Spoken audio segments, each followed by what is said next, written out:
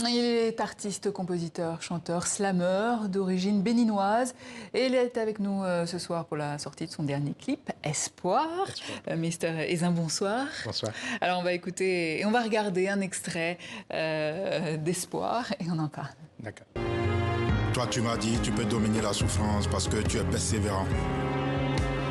Tu m'as dit, je crois en toi parce que je sais ce que tu vaux. Tu m'as dit, vas-y, personne ne t'en voudra d'avoir essayé. Tu m'as dit, même quand personne ne croit en toi, sois le seul à y croire. Fils de lumière pour ne pas paraître. Voilà, Espoir, une chanson qui résonne avec les enjeux du moment en France. Alors racontez-nous cette chanson.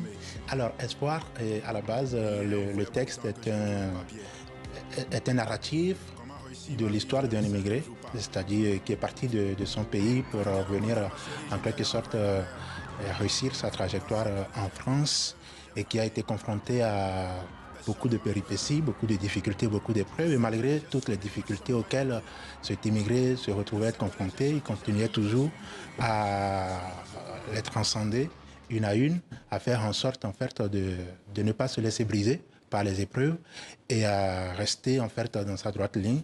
Donc il était persévérant et finalement il a atteint ses objectifs. Donc Espoir, c'est un titre, c'est une chanson qui met en scène toutes les difficultés qu'un homme pourrait rencontrer quand il n'est pas chez lui. C'est un peu votre histoire ?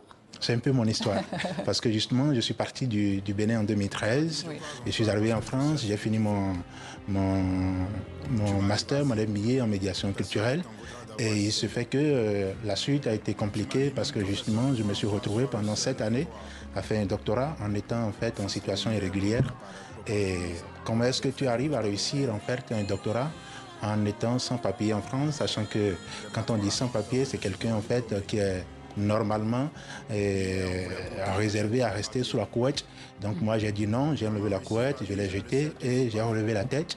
Et pendant cette année, sans bourse, sans financement, j'ai quand même réussi en fait à obtenir mon doctorat en étant dans cette situation assez complexe que l'administration n'a pas facilité.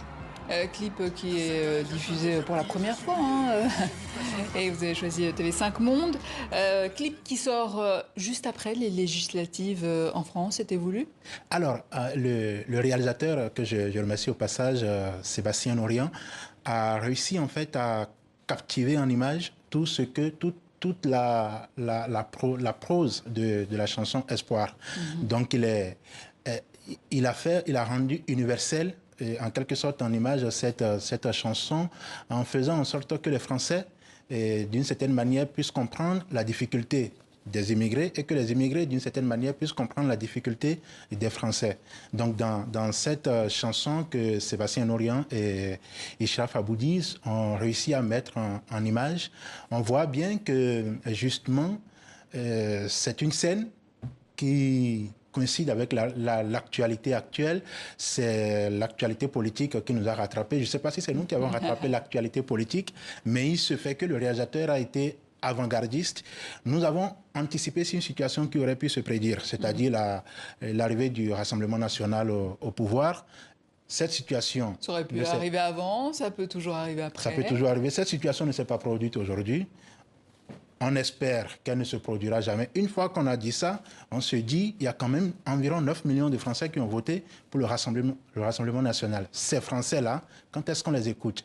Comment on les écoute? Est-ce qu'on va continuer à dire qu'ils sont fachos, racistes ou qu'ils n'aiment pas la République? Ou on aura une oreille, une nouvelle approche, une nouvelle méthodologie en fait de gouvernance pour faire en sorte que ce que prédit Espoir ne se concrétise pas.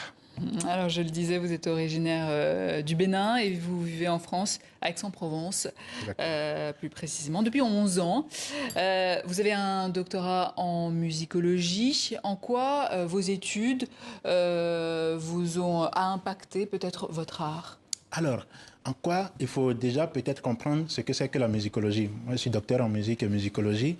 Et la musicologie est l'étude de la science, l'étude de la musique, pardon, l'étude scientifique de la musique sous toutes ses formes, c'est-à-dire à travers ses styles, ses techniques, son histoire et bien évidemment l'expression artistique. Donc le musicologue, c'est celui-là qui cherche à analyser la musique qui est produite, qui cherche à comprendre comment cette musique elle est interprétée et par la suite qui cherche à comprendre comment le public ou la société vit cette musique qui est produite par l'artiste.